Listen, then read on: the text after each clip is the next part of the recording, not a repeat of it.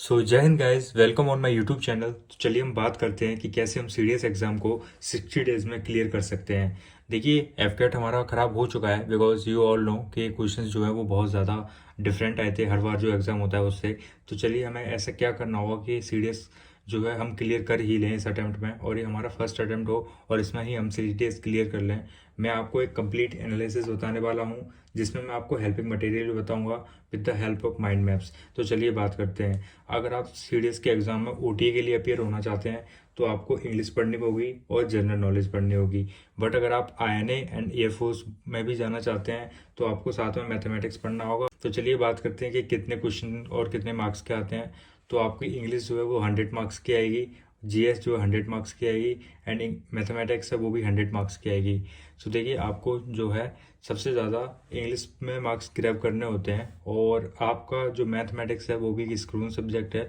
तो आप मैथमेटिक्स पे भी आप अच्छी से पकड़ बनाइए और बहुत मेहनत कीजिए। तो चलिए आगे बढ़ते हैं और मार्किंग के बारे में देखते हैं। आपको इंग्लिश में 0.83 मिलेगा अगर आपका करेक्ट है तो, और 0.7 एंड 0.27 की माइनस मार्किंग है अगर आपका इनकरेक्ट है तो। सिमिलरली इन जीके जीके में भी आपको 0.83 मार्क्स मिलेंगे और गलत के लिए -0.27 मार्क्स आपके डिडक्ट हो जाएंगे। But in case of mathematics you will get 1 mark for 1 question and you will get deduct 0.33 for 1 question if it is wrong. देखिए फॉलो कर लीजिए मुझे इंस्टाग्राम पे chess_x and feel free to ask me anything. मैं आपको सारी चीज़ें वहाँ पर बता सकता हूँ। आपको फ्री गाइडेंस चाहिए वो भी मैं आपको प्रोवाइड कर सकता हूँ। ये कुछ एलिजिबिलिटी क्राइटेरिया हैं सीडीएस के, आप लोग इनको देख लेना आराम से। अच्छा, अब इस वीडियो में हम लोग कवर क्या करने वाले हैं। सबसे पहले मैं आपको एनालिसिस बताऊंगा, उसके बाद syllabus, then strategy and books, कि भाई इस टाइम पे कौन सी बुक है जो हमारे लिए बहुत ज़्यादा हेल्पफुल हो सकती है। अच्छा, अब सब्जेक्ट वाइज बात करना स्टार्ट करते हैं। सबसे पहले हम बात करेंगे इंग्लिश की। आप इंग्लिश को देख सकते हो, मैंने इंग्लिश का एनालिसिस लगाया हुआ है कि कौन से ईयर में कौन से चैप्टर से कितने क्वेश्चन आए थे। देखिए जो सबसे ज़्यादा मैक्सिमम जो वेटेज होता है हमारे पेपर में, हमारा पेपर डिवाइडेड 3 चीज़ों में होता है। First is reading, second is vocab and third is grammar. सबसे ज़्यादा जो आपकी रीडिंग आती है, उसके बाद आपकी vocab आती है, उसके बाद आपकी ग्रामर आती है। एंड जो सीडीएस का एग्ज़ाम है वो कुछ ऐसा एग्ज़ाम है, इसके लिए आपको रीडिंग करनी ही करनी पड़ेगी। सो आप कोशिश कीजिए कि आप ज़्यादा से ज़्यादा कंटेंट जो है वो इंग्लिश में आप ग्रैब कर पाओ। ज़्यादा से ज़्यादा आप चीज़ों को पढ़ो इंग्लिश में, जिससे क्या होगा आपकी जो माइंड की रिटेंशन कैपेसिटी है और आपका स्टेमिना है माइंड का reading English and understanding the English, वो भी बढ़ जाएगा। तो एक पॉइंट आता है सैचुरेशन ऑफ पॉइंट सबके दिमाग का, जैसे कि हम लोग कुछ पढ़ते हैं 1 घंटा हो जाता है पढ़ते पढ़ते, या फिर किसी सबका अलग अलग होता है। पढ़ते पढ़ते एक टाइम ऐसा आता है कि हमारे दिमाग में चीज़ें समझ में ही नहीं आती हैं हमें। तो फिर वो यही होता है कि आपके ब्रेन का जो स्टेमिना है वो कम है, तो आप उसको इंक्रीज़ कीजिए। और उसको इंक्रीज़ करने के लिए what you have to do, you have to just read read read. Okay, so आप देख सकते हो कि सबसे ज़्यादा क्वेश्चंस कहाँ से आते हैं। स्पॉटिंग एरर्स अराउंड 10 क्वेश्चन आते हैं। कॉम्प्रिहेंशन पैसेज से भी आपके 10 to 15 क्वेश्चंस आ ही जाते हैं। कभी कभी कॉम्प्रिहेंशन पैसेज आपको 2 तरह के मिल जाते हैं। एक वो होता है जो कॉम्प्रिहेंशन पैसेज जिसमें आपको पैराग्राफ दिया होता है और उसके क्वेश्चन दिए होते हैं। एक वो होता है जिसमें फिल इन द ब्लैंक्स होते हैं जो आपको फिल करने होते हैं। उसके बाद आपको देखने को मिल जाता है selection of words, ordering of a word in a sentence and ordering of a sentence. देखो PQRS and S1S6 both are different things, you all know. And उसके बाद में आपको synonym, antonym, vocab and fill in the blanks, close test, grammar, logical reasoning. आप आराम से देख सकते हो तसल्ली से कि कौन से टॉपिक से कितने क्वेश्चन आते हैं, उसके हिसाब से आप इसको सॉल्व कर सकते हो। अब यहाँ पर आप देख सकते हो कि मैंने एक बहुत बेहतरीन सा चार्ट लगाया हुआ है, जो कि मैंने आपको बताया था कि मैं आपको सारी चीज़ें माइंड मैप्स के हिसाब से दिखाऊंगा। सो मैंने यहाँ पर एक बहुत बेहतरीन सा माइंड मैप लगाया हुआ है, as I have told you कि मैं आपको सारी चीज़ें माइंड मैप्स के हिसाब से बताऊंगा। सो आप देख सकते हो जो आपके स्पोर्टिंग एरर्स हैं वो किस बेस पे आते हैं। देखो आपके स्पोर्टिंग एरर्स आते हैं या तो based on subject verb agreement होते हैं, या फिर finite and non finite verbs होते हैं, या फिर प्रीपोजिशन बेस्ड होता है, या फिर टेंस बेस्ड भी हो सकता है, based on conditionals, based on parallelisms, based on modifiers and based on inversion, pronouns and you can see connectors. So आप इजीली देख सकते हो। And sometimes you can also get the errors on the basis of voices. So आप देख सकते हो कि मैंने ऑलमोस्ट सारे टाइप्स कवर कर दिए हैं इस एक पेज में। और अगर आपको ऐसे ही सारे चैप्टर्स के सारे पॉइंट्स के, सारे टॉपिक्स के माइंड में आप चाहिए तो आप जा सकते हो, आप ये वाली बुक्स ले सकते हो। ओसवाल की CDS के लिए बहुत बेहतरीन बुक्स हैं। मैंने खुद अपनी प्रिपरेशन में ये बुक्स खरीदी थी। और आप ये बुक्स कहाँ से ले सकते हो? www.oswal.books.com से, जहाँ पर आप ये कोड लगा लेना, आपको अच्छा खासा डिस्काउंट भी मिल जाएगा। ओके, सो चलिए बात करते हैं next, changing of a personal pronouns. देखो प्रोनाउंस वगैरह भी इसमें इतने बेहतरीन तरीके से बता रखे हैं, जितना आता है उतना ही इस बुक में दिया हुआ है। तो कहीं ना कहीं ये बुक आपके लिए बहुत ज़्यादा हेल्पफुल होने वाली है। And for example change in the sentences, ये भी हमको पेपर में देखने के लिए मिलते हैं, तो आप इसका भी देख सकते हो कितना अच्छे से इनको दे रखा है। इंग्लिश में हमारी स्ट्रेटजी क्या रहने वाली है उस पर हम आगे बात करेंगे, अभी हमने एनालिसिस किया है। ओके, सो चलिए बात करते हैं हमारा सिलेबस क्या रहने वाला है। Spotting errors, sentence agreement questions, synonym antonym, selecting words, ordering sentence, reading comprehension, ordering in the sentence and filling the blanks, जो कि आपके पैसेज के फॉर्म में आते हैं, and idioms and phrases. Okay, so ये हमारा सिलेबस है। स्ट्रेटजी पे हम थोड़ी देर में बात करेंगे, उससे पहले हम थोड़ा जीएस के बारे में देख लेते हैं। जीएस में आपको देखने को मिलेगी फिजिक्स, केमिस्ट्री, एंड उसके बाद बायो, उसके बाद में आपकी history, geography, polity, economics and current affairs, और मिसलेनियस में जैसे कि आप सबको पता है आजकल ऑर्गेनाइजेशंस वगैरह के क्वेश्चन बहुत ज़्यादा पूछे जाते हैं, तो इसमें बहुत सारी चीज़ें, डिफेंस वगैरह एंड 2-4 चीज़ें और होती हैं, वो मैं आपको पूरी लिस्ट प्रोवाइड कर दूंगा। अब आप देख सकते हो आर्ट्स एंड कल्चर। देखो UPSC CSE के पेपर में आर्ट्स एंड कल्चर अलग से आता है, लेकिन इसमें हम हिस्ट्री के साथ में इसको कवर कर लेते हैं, तो इसको देख के आपको घबराना नहीं है। ओके, तो चलिए बात करते हैं कि कौन से टॉपिक से कितने क्वेश्चन आते हैं। हिस्ट्री से हमेशा 20+ रहते हैं, ज्योग्राफी से 15 to 17, पॉलिटी से 13 to 17। हालांकि पॉलिटी में आजकल देखने को कम ही देखने को मिलते हैं पॉलिटी में। एंड इकोनॉमिक्स में 12 to 14, current affairs 20 to 23, physics के 8 से 10, केमिस्ट्री के 8 से 10, बायोलॉजी के 9 से 10, डिफेंस न्यूज़ के 9 से 10 एंड स्ट्रेटेजी के 15 से 17। सो देखिए physics, chemistry, biology, I can assure you इसके आपको 30 क्वेश्चन ही मिलेंगे, क्योंकि मैंने जो CDS का एग्जाम दिया था उसमें एग्जैक्ट 30 क्वेश्चन आए थे, 10-10-10 तीनों के। ओके, ट्रेंड एनालिसिस देख लीजिए आपके कौन से सब्जेक्ट से कितने क्वेश्चन आए हैं, इससे आपको और बेहतरीन क्लियरिटी मिल जाएगी कि आपको कहाँ ज़्यादा मेहनत करनी है और कहाँ पर कम करनी है। फॉर एग्जाम्पल कई सारे बच्चे ऐसे होते हैं जो हिस्ट्री को बिल्कुल पढ़ के नहीं जाते, लेकिन फिर भी उनका सिलेक्शन हो जाता है। बट मेरी मानो अभी टाइम है, आप हिस्ट्री पढ़ के जाइए। कभी कभी ऐसा हो जाता है कि जो इजी क्वेश्चन होते हैं ना वो हिस्ट्री का आ जाते हैं, बाकी सब्जेक्ट्स के टफ आ जाते हैं, then you will face the circumstances. तो इस सिनेरियो से बचने के लिए आपको क्या करना चाहिए कि आपको जितने भी सब्जेक्ट हैं सबको अच्छे से पढ़ के जाना चाहिए। अच्छा जी, अब मैं आपको एक बहुत इंपॉर्टेंट बात बताने वाला हूँ। आजकल एक नई चीज़ ऐड हो गई है जो है कंप्यूटर। कंप्यूटर के आपको 5 क्वेश्चन देखने को ही मिलेंगे। पिछली बार भी आए थे, उससे पिछली बार भी आए थे। UPSC के बाकी अदर पेपर हैं, फॉर एग्जांपल CAPF, उसमें भी आपको 5 क्वेश्चन देखने को मिलते हैं। और ये नया ट्रेंड है, ये अभी से आना स्टार्ट हुआ है, तो कहीं ना कहीं मैं आपको सजेस्ट करना चाहूँगा कि आप जाके कंप्यूटर की 1-2 जो 1 शॉट क्लासेस होती हैं यूट्यूब पर, आप उनको देख लीजिए। ओके, सो बात करते हैं सिलेबस। देखो मैंने आपको बता ही दिया ऑलरेडी कि आपको इतने सारे सब्जेक्ट हैं वो आपके आने वाले हैं। And we have also discuss कि 0.83 सही के लिए मिलेगा एंड -0.27 गलत के लिए आपका हो जाएगा।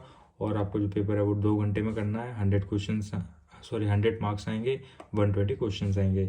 आप लोग बहुत ज़्यादा पैनिक में रहते हो हिस्ट्री के सिलेबस को लेके, सो देखिए मैंने आपके लिए यहाँ पर हिस्ट्री का सिलेबस भी लगा रखा है, आप इसको आराम से देख सकते हैं कितने बेहतरीन तरीके से हिस्ट्री का सिलेबस जो है वो लगा रखा है। देखो हिस्ट्री में है तो बहुत सारी चीज़ें, लेकिन आपको कुछ ही चीज़ें पढ़नी होती हैं। For example pre historic period, Harappan civilization, age of Harshavardhan, उसके बाद Vedic period, Gupta empire, Sangam age, Magadh empire, Mauryan empire, Jainism and Buddhism. आप इतनी सारी चीज़ें क्लियर कर लोगे तो ऑलमोस्ट आप जो है वो क्वेश्चंस को सॉल्व कर दोगे, क्योंकि इतने ज़्यादा डीप क्वेश्चंस आते नहीं हैं। ऑलमोस्ट जो क्वेश्चन होते हैं हिस्ट्री के वो ऊपर से ही आते हैं।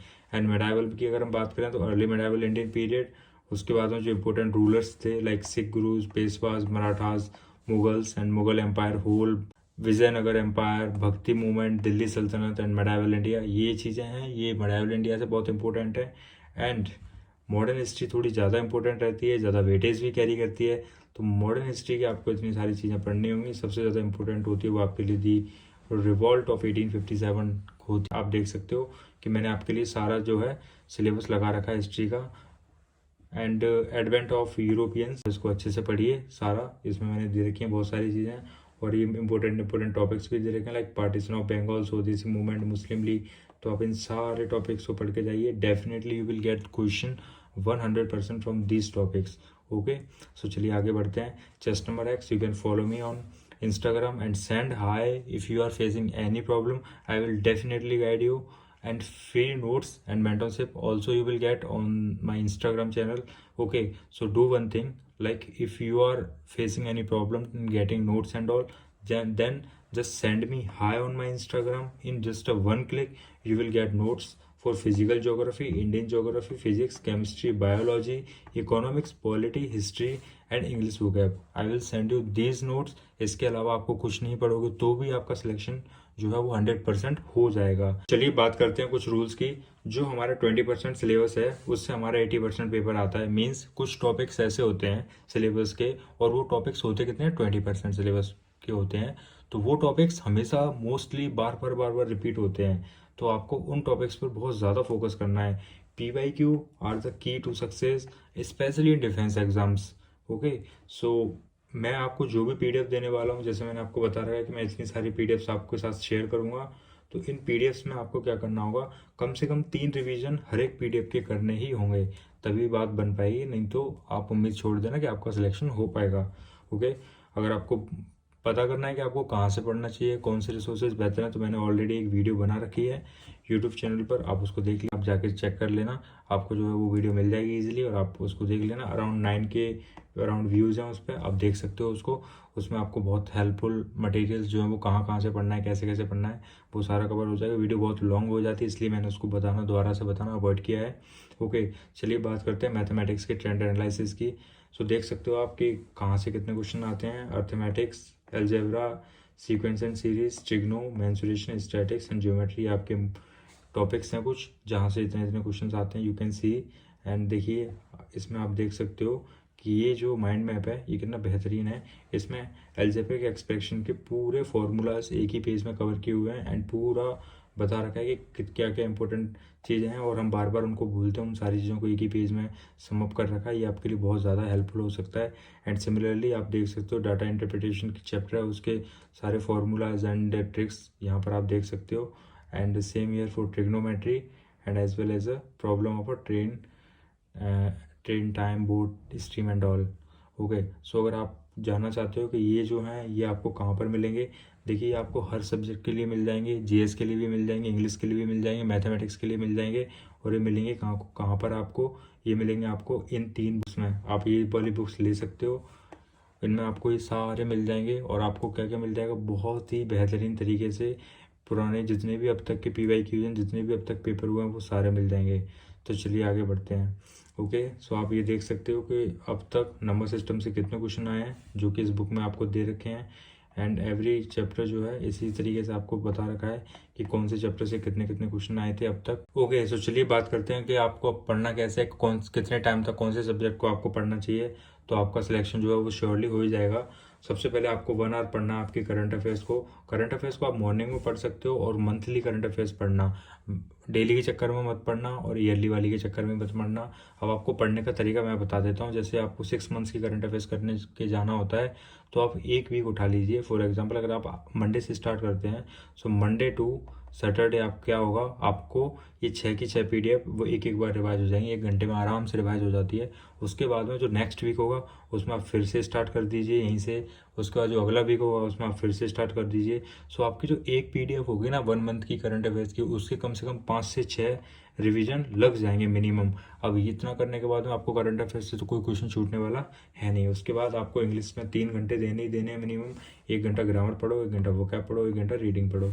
As I have told you, reading में सबसे बेहतरीन चीज़ होती है नोवेल वगैरह पढ़िए आप, जो आपके इंटरेस्ट की हो। अगर आप ऐसी कोई पढ़ोगे जिसमें आपको इंटरेस्ट नहीं है, तो आप जो है अपनी हैबिट को लूज कर दोगे और आपकी रीडिंग जो है वो अधूरी रह जाएगी। इसलिए आप वही सारी चीज़ें पढ़ो। स्टार्टिंग में इनिशियली आप रीडिंग में नोवेल वगैरह पढ़ो, एंड बाद में जब टाइम 1 ही महीना बचे उसके बाद आप क्या करना, आप प्रैक्टिस करना, ठीक है। और GS में आपको क्या करना है, GS में आपको 2 से 3 घंटे देने हैं। अगर आप OT के लिए जा रहे हो देन आपको 3 घंटे देने हैं। अगर आप IMA के लिए जा रहे हो तो आपको 2 घंटे देने, क्योंकि आपको मैथ भी पढ़ना होता है। सो 1 आवर आपको क्या करना है, SST वाले एक सब्जेक्ट को पढ़ना है, 1 आवर आपको क्या करना है, साइंस वाले सब्जेक्ट को पढ़ना है। आप पैरेलली 2 सब्जेक्ट्स को लेके चलिए। लाइक बायो, अगर आप यहाँ से बायो पढ़ रहे हो तो यहाँ से आप जियो पढ़ लो। जैसे आपकी जियो ख़त्म हो जाती है, आप हिस्ट्री उठा लीजिए, यहाँ पे आप फिजिक्स पढ़ना स्टार्ट कर दीजिए। ऐसे करके आप ये जो सिलेबस है आप 2 से 3 बार सारी PDFs को पढ़ लेना। एंड मैथमेटिक्स के लिए आपको एटलीस्ट 2 आवर डेली प्रैक्टिस करनी है, क्योंकि अब ज़्यादा टाइम बचा हुआ नहीं है। ओके, सो इम्पोर्टेंट बुक्स देखो, नोट्स मैं आपको सारे प्रोवाइड करवा दूंगा। उसके बाद आपको क्या चाहिए, PYQ की बुक चाहिए, और एक ऐसी बुक चाहिए जिसमें आपका सारा कंपाइलेशन एक ही जगह मिल जाए, आपका टाइम वेस्ट ना हो इधर उधर जाने का, एंड आप अच्छे से अपनी प्रैक्टिस कर सको, एक वर्क बुक की तरह भी यूज़ कर सको उसे। तो आप ये वाली बुक्स ले सकते हो। और लेनी कहाँ से है, ये www.oswalbooks.com से आप इसको ले सकते हो। एंड मेरा कोड यूज़ कर लेना AJADAKA10, you will get maximum of discount. Okay, definitely this book will be game changer in your preparation, trust me, I also purchase this book. Okay, so जय हिंद। अगर आपको कोई भी दिक्कत आती है then feel free to ask me anything. I will help you. You can contact me on my Instagram. So thank you guys. Jai Hind.